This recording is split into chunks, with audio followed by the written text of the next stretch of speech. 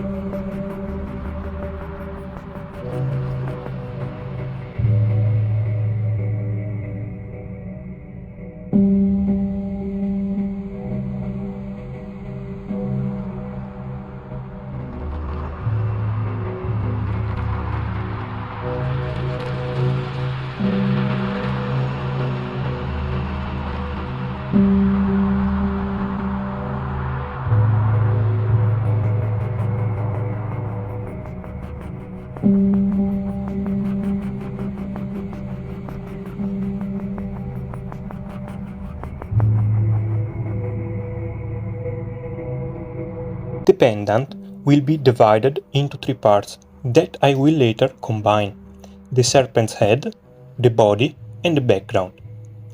I decided to make the head and the body as two separate pieces because this allowed me to model both parts with more care and precision, especially the head.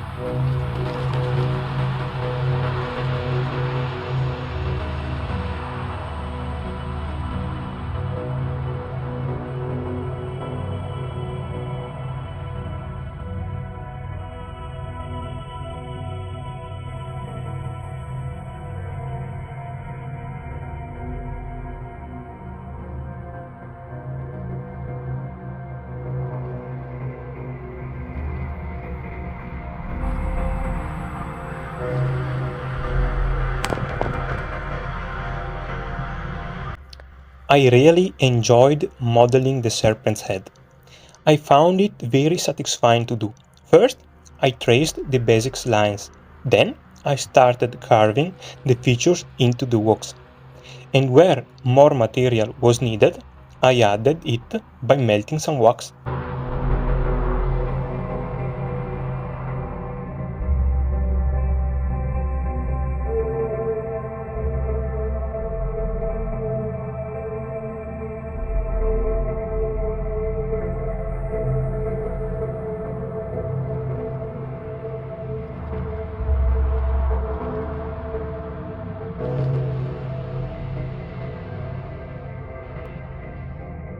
For the body, I made a drawing on paper that I then transferred onto the wax, which allowed me to have precise shapes to model the serpent.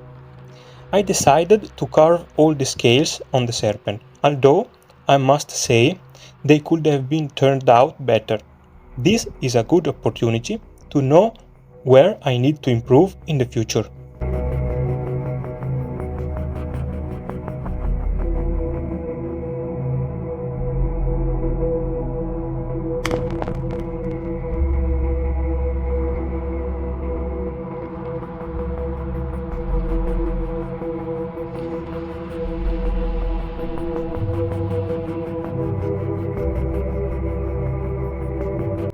Just a short interruption.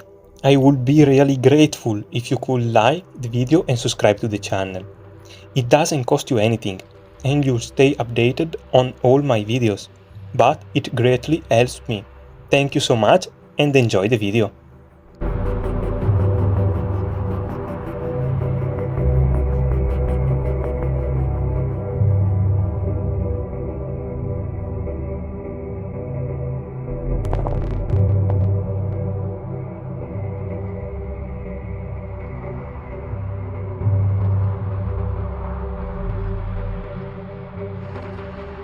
Of course, the process of making all the scales is long and requires patience, but I believe it adds much more detail and depth to the subject.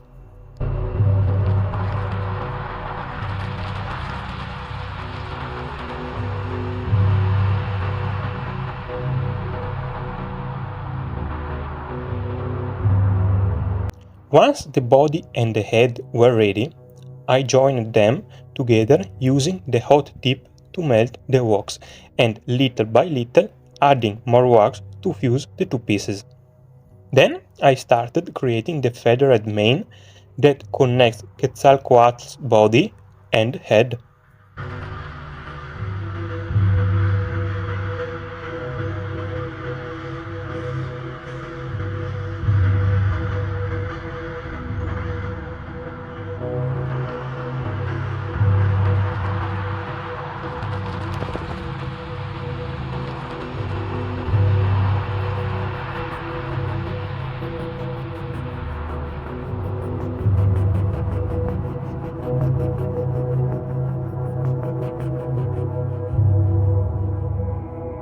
If you want to see how my works look once they are cast in silver, you can find them on my website, which I link in the description below.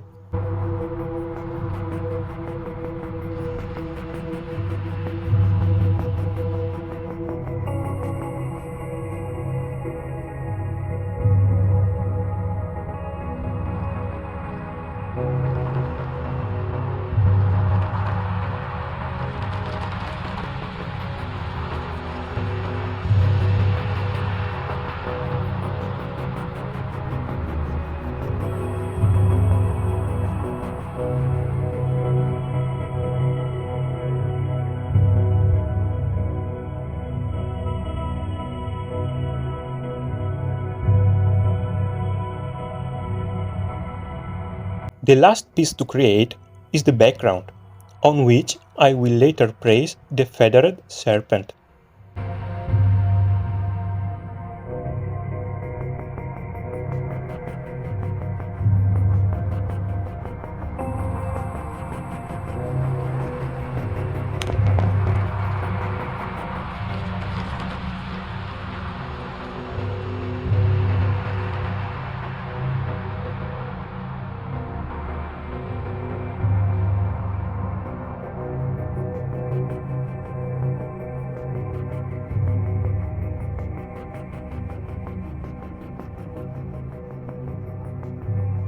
For the background, I didn't create anything too complex, because most of it will be covered by the serpent. So I made a simple decoration on the outer edge, reminiscent of Aztec art.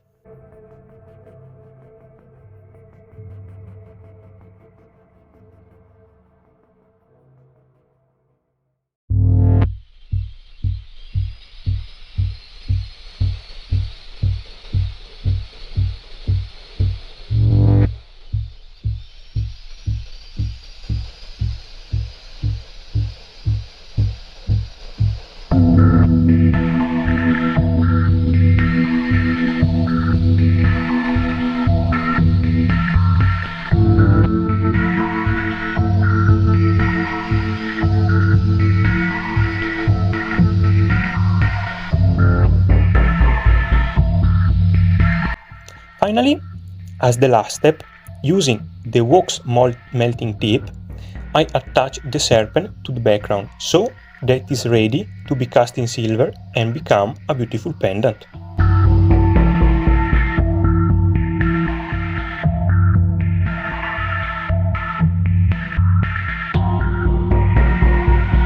And here is the finished model. I am pleased with how this Quetzalcoatl model turned out. The only thing I need to improve in the future, if I make this subject again, is the serpent's scales. Did you like it? Let me know in the comment below. Be sure to check out this other video. Thank you so much for watching, and I'll see you next week with the next video.